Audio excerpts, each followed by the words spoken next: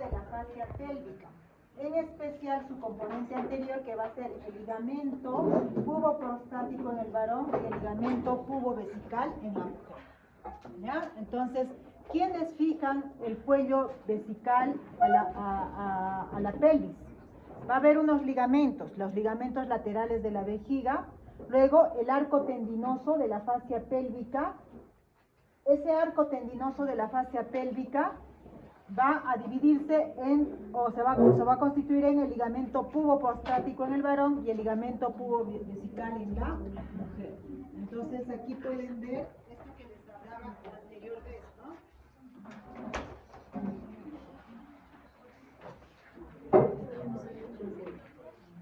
Bien, chicos, acá tenemos la arteria ilíaca interna. Doctores, ¿estamos presentes? La arteria ilíaca interna. Miren, esta arteria ilíaca interna va a dar sus ramas de división. Entonces, todas esas ramas de división de la arteria ilíaca interna están dentro de la vaina hipogástrica. ¿Ya? Entonces, algunas de esas arterias van a hacer pues que esas expansiones de la vaina hipogástrica tengan un nombre especial. Por ejemplo, acá pueden ver ustedes, esta es la arteria, acá no está, esta sería la arteria umbilical, miren acá, esto por acá. Esta arteria umbilical ha dado origen al ligamento umbilical medial.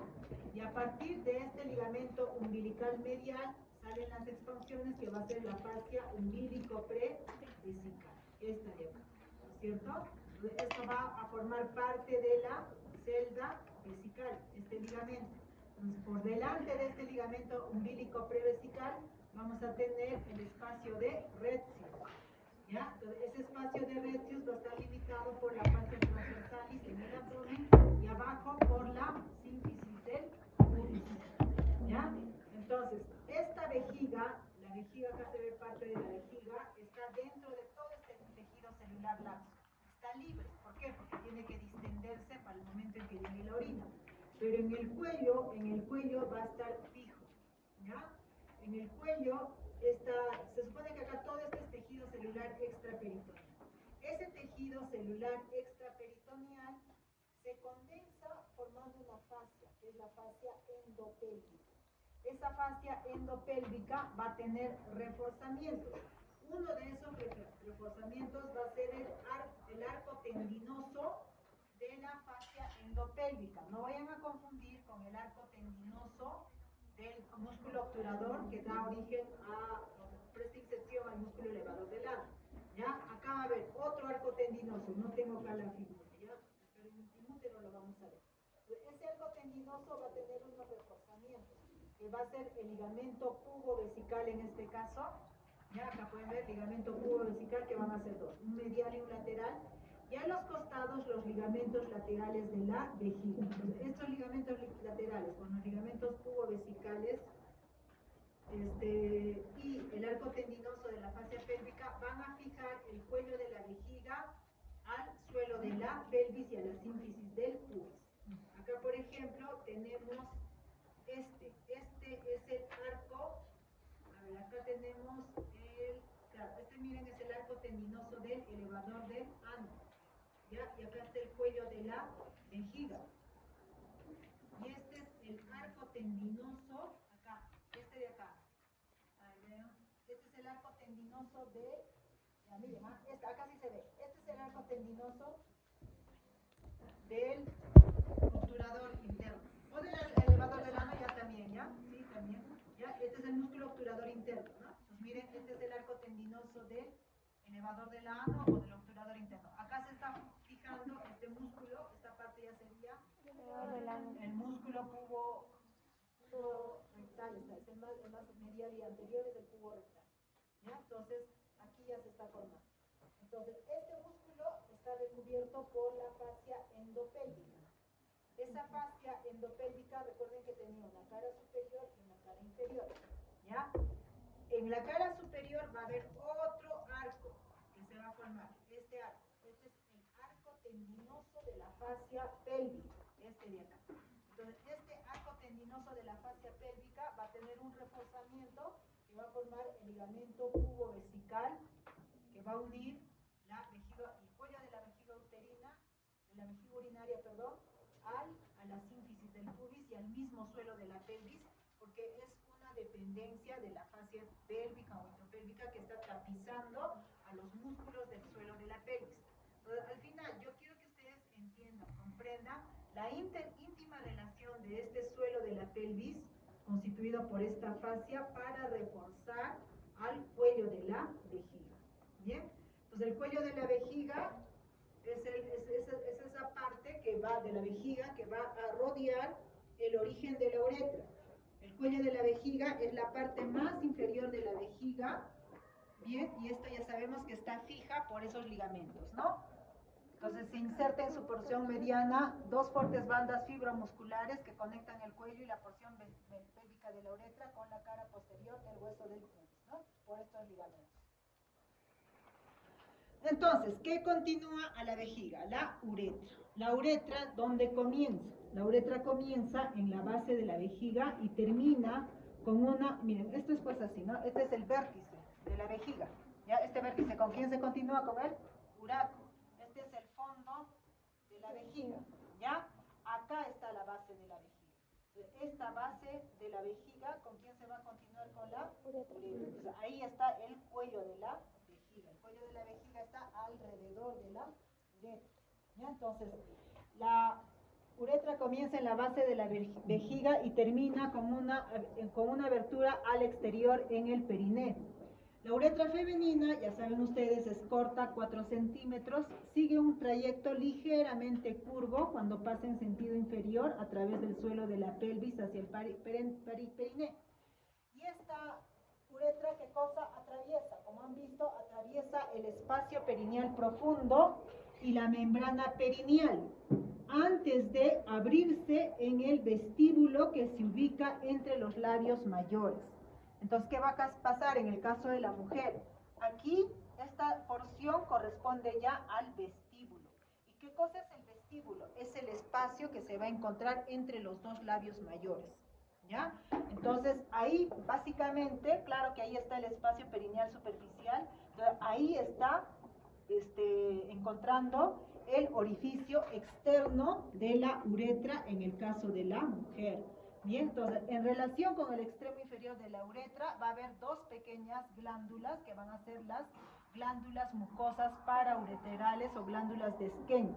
Cada una drena mediante un conducto que se abre hacia el borde lateral del orificio externo de la uretra. Entonces, aquí pueden ver, ¿no? Estas serían las glándulas parauretrales que van a ubicar la mucosa de la uretra, ¿ya? Entonces, ¿dónde están estas glándulas? Junto con estas glándulas, que son las glándulas vestibulares mayores. Eso sí me dijeron ustedes, ¿no es cierto? ¿Dónde está esa glándula vestibular mayor? Esta está alrededor de la vagina, ¿sí se acuerdan? Había unos músculos. ¿Se acuerdan? Los músculos vaginales, ¿se acuerdan? ¿Dónde estaban esos? En el espacio perineal superficial. ¿Sí se acuerdan? ¿No? Entonces, en ese mismo espacio perineal superficial, porque esta es la membrana perineal, ya se han ubicado, ¿no? Esta es la membrana perineal. Entonces, en este espacio perineal superficial también vamos a tener estas glándulas, que son las glándulas de Skene. Bien, entonces aquí arriba está el espacio perineal profundo con los músculos que ustedes ya conocen, ¿se acuerdan? El esfínter externo de la uretra. ¿Eso había sido músculo? Externo. Son músculos del perineo, ya se me olvidó, chicos. ¿Cuáles son los músculos del espacio perineal profundo? Externo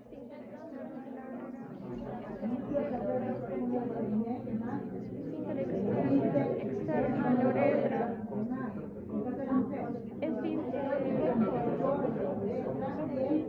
Esfínter retrovaginal.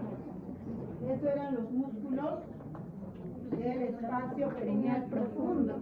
¿Sí se acuerdan? ¿Ya? Entonces, ese es el esfínter externo de la uretra. Ese es músculo estriado, voluntario. En cambio, el otro, el esfínter interno de la uretra, ¿dónde está?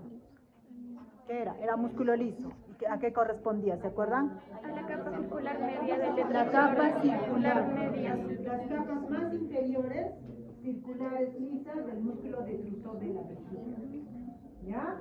Entonces, el esfínter interno de la uretra, que es una dependencia de las capas circulares del músculo detrusor de la vejiga, ese es inervación vegetativa. En cambio, este esfínter externo de la uretra, que pertenece a los músculos del espacio perineal profundo, van a tener inervación somática. ¿Sí?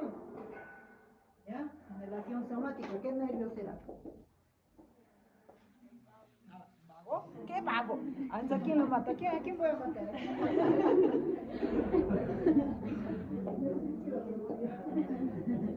Voy a ignorar.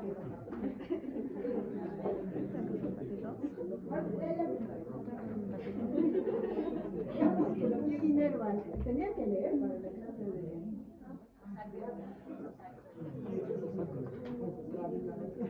Voy a volver a ignorar. Plexo sacro, ¿me has dicho? Plexo sacro. ¿Qué nervio será? ¿Vengo? Plexo puro, no te voy a confundir. Ya plexo sacro puede. Nunca me digas probarlo. Chicos, ya. Entonces, recuerden chicos, ya que me he enterado que no saben, voy a preguntar eso en el anfiteatro. El esfínter externo de la uretra, ¿ya? Entonces son músculos del espacio perineal profundo, ¿ya? Si estamos ubicando, si estamos entendiendo, ¿no? Ahora ya saben que es el esfínter externo de la uretra y el esfínter interno de la uretra. Uretra masculina, este sí es más complejo también, ¿no? Más o menos mide 20 centímetros, se dobla 2 veces en su trayecto, atraviesa la próstata, lo que les dije, ¿no? Miren cómo sale del cuello de la vejiga y va a atravesar la próstata. Entonces, eso va a hacer que haya, dependiendo de los libros, ¿no? Hay libros que solo dice 3 porciones, otros 4 porciones. ¿Cuáles son las porciones? Una porción prostática, una membranosa. ¿Por qué membranosa? Porque atraviesa la membrana perineal. Y finalmente una porción esponjosa, porque va a estar en el cuerpo esponjoso del pene, ¿no es cierto? 4 porciones. La porción preprostática o intramural, ¿por qué intramural? Porque está pues dentro del cuello de la vejiga. Se relaciona con un manguito circular de fibras musculares lisas. ¿Qué fibras serán? El esfínter interno de la uretra, que tiene relación con las fibras circulares de la vejiga. La contracción de este esfínter impide el movimiento retrógrado del semen durante la eyaculación. ¿Ya? Eso sí deben saber también, ¿no es cierto? Entonces, eso está regido por el sistema simpático, ¿no? Al momento de la eyaculación, entonces tiene que cerrarse ese esfínter interno. ¿Para qué? Para evitar que el semen, ¿no?, vaya hacia la vejiga. Bien, la otra es la porción prostática. No se me olviden, chicos, de esta porción prostática, ¿eh? La porción prostática, pues miren acá, esta sería la porción prostática, ¿no? ¿Con quién se relaciona? Con el esfínter interno de la uretra, músculo liso. Es de la capa circular lisa del músculo detrusor de la vejiga, ¿cierto? Después, llega a la porción prostática, atraviesa la próstata, y ahí la luz de la uretra va a estar marcado por un pliegue de mucosa longitudinal en la línea media. Ya, ¿saben ustedes qué es la uretra? Pues la uretra va a estar revestida por mucosa. Entonces, esa mucosa en su parte posterior va a tener un pliegue. Ese pliegue se denomina la cresta uretral. ¿Ya lo han ubicado la cresta? Es esta, ¿no es cierto? En la parte media, ¿ya? La cresta uretral. Esa cresta uretral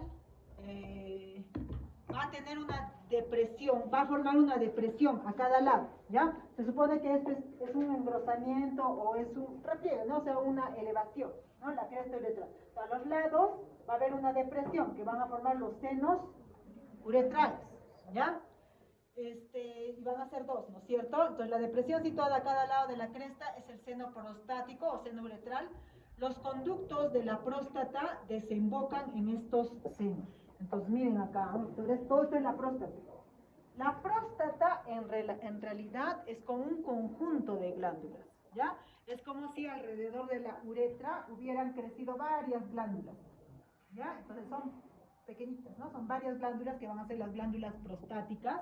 Entonces cada una de estas glándulas prostáticas van a tener un orificio, Ese orificio, esos orificios, ¿dónde drenan? En los senos prostáticos o senos uretrales, ¿ya? Entonces, ¿dónde están esos senos? A los costados de la cresta uretral. Esto es en la pared posterior de la uretra. Entonces, ahí está drenando todo el contenido prostático, ¿ya? Ahí, entonces el semen está drenando ahí a la uretra, ¿bien? En la mitad de su trayecto, la cresta uretral aumenta de tamaño y va a tener una elevación de aspecto sicular, por lo que se denomina el colículo seminal. ¿Ya? Miren cómo la cresta en la parte media va a tener un engrosamiento. Ese engrosamiento, esto es un corte transversal, pero imagínense, es como si fuera un buzo, ¿no? Que se forma así. Entonces, esa cresta uretral, ese engrosamiento va a formar el colículo seminal, ¿ya?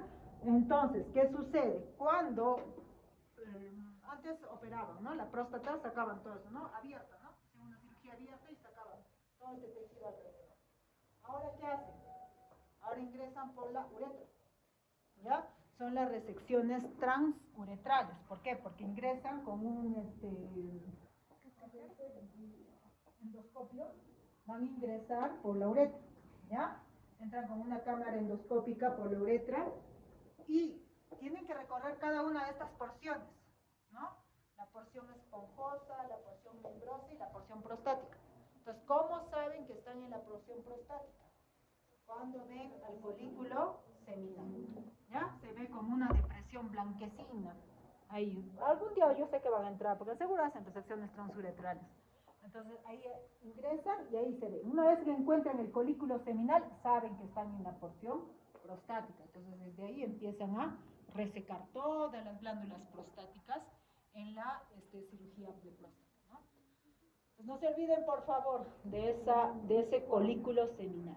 En el centro del colículo seminal se abre un pequeño fondo de saco ciego que se denomina el utrículo prostático, que sería como acá en el centro, ¿no? Es un fondo de saco, o es un divertículo bastante pequeñito, ¿ya? Que se conoce como el utrículo prostático. Entonces, ese utrículo prostático sería el útero involucro, ¿no? Lo que ya no pudo desarrollarse, ¿ya? Sería el paralelo del homólogo del útero en las mujeres. A cada lado del utrículo prostático se encuentra la abertura del conducto eyaculado. Entonces acá van a ver, ¿no? ¿Esto dónde está sucediendo? En el colículo seminal. Entonces al centro vamos a encontrar el utrículo prostático y a los costados las aberturas de los conductos eyaculadores. ¿Ya? Entonces, chicos, no se olviden eso. Bien, entonces la porción prostática de la uretra. Después tenemos la porción membranosa, es estrecha, atraviesa el espacio perineal profundo, aquí se rodea por el músculo esquelético del esfínter externo de la uretra. De nuevo, ¿no? ¿Se acuerdan de los músculos del espacio perineal? Sí, profundo, ¿no? Ahí estaba el esfínter externo de la uretra. En el varón solo había dos, ¿no? Esfínter externo de la uretra y el músculo transverso profundo del pene. Nada más, ¿no? Bien, luego sigue ¿qué? La uretra esponjosa. Esta uretra está rodeada por el tejido eréctil o cuerpo esponjoso del pene. Aumenta de tamaño para formar a este nivel, ¿no? La fosa navicular, ¿ya? Las dos glándulas bulbouretrales, acá están, ¿no? Estas glándulas, ¿dónde van a estar? En este caso en el espacio perineal profundo.